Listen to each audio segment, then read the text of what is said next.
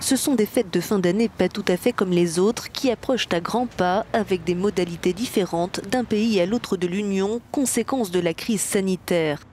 En France, les bars et restaurants resteront fermés pendant cette période et si les stations de ski seront accessibles, leurs équipements seront à l'arrêt. Mais bien entendu, il sera loisible à chacun, chacune et à tous de se rendre dans ces stations pour profiter de l'air pur de nos belles montagnes, des commerces, hors bars et restaurants qui seront ouverts. Simplement, toutes les remontées mécaniques et les équipements collectifs seront fermés au public. Berlin aurait préféré une approche commune aux 27 sur la question des sports d'hiver afin d'envisager une réouverture seulement au mois de janvier.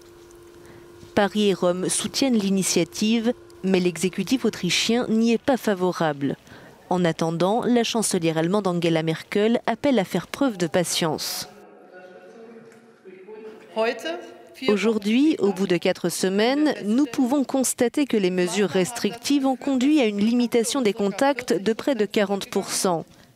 La croissance exponentielle des nouvelles contaminations a été freinée. Et il est impossible de savoir où nous en serions aujourd'hui si nous n'avions pas voulu ni pu faire cet effort national il y a 4 semaines, alors que nous étions au bord de la catastrophe. La période des fêtes devrait aussi sortir de l'ordinaire au Royaume-Uni en raison des restrictions qui pèseront encore sur les échanges et la vie sociale.